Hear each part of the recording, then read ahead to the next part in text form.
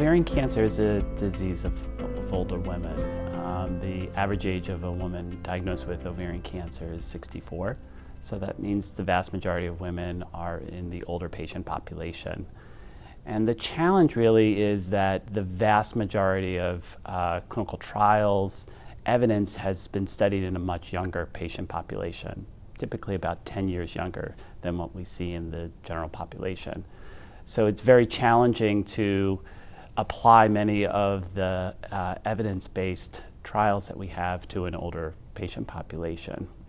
Older women, we do know that they're more likely to receive substandard treatment, whether it's chemotherapy or surgery. They're more likely to develop toxicity from chemotherapy or from the aggressive surgeries that are required for ovarian cancer. We know that they are more likely to live not as long from their disease. So it's an area that does need more research. And over the last 5 to 10 years, there has actually been quite a few number of age-specific trials in this population, which is great. Geriatric assessment is critical, and we have learned that through multiple studies that have looked at sort of more diverse patient populations with any type of cancer, including gynecologic cancers. One study that I was involved with through the Cancer and Aging Research Group used a simple screening tool, and patients were asked such things as their functional status, hearing, falls, and we were able to show that but if you scored higher on this test, that you were more likely to develop a side effect of the chemotherapy. Specifically in ovarian cancer, many of these principles are just starting to be developed. There's been 2 very large studies, one here in the US and one in Europe, that has really validated many of these principles. One study, the GOG 273 trial, showed that having dependency in what's called the IADLs, which are things like doing your bills, taking your own medications, that if you were less likely able to do that, if you were more dependent on others, you were going to have poorer outcome. You were going to be less likely to be able to complete your chemotherapy. You were more likely going to be developing side effects of the chemotherapy, and you were going to live longer. So we do know that asking these questions is very important in this patient population.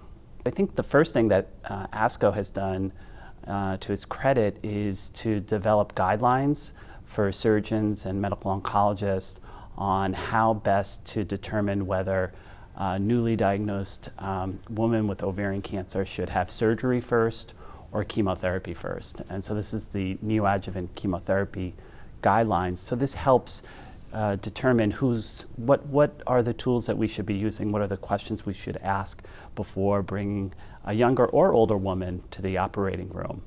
Ovarian cancer does require very aggressive surgery, and so we want to avoid bringing a woman who's going to develop a lot of side effects of the surgery and then not able to get the chemotherapy, which is also a critical component in their treatment. What I think is the biggest challenge and what we're really starting to uncover is those patients that kind of fall in the middle. They're independent in some activities, but not all, and they have a few comorbidities, but not many. And this is really the vast majority of our patients. They fit in the middle, and we have a harder time figuring out what's the best treatment for them. And this really applies particularly in ovarian cancer, because most women are diagnosed at advanced stages, stage 3 or 4, so 80% of women. And that means the disease has already metastasized, and that means that we have to offer both chemotherapy and aggressive surgery. And these 2 modalities of treatment can really do a lot of harm if you don't think about how best to do the treatment right.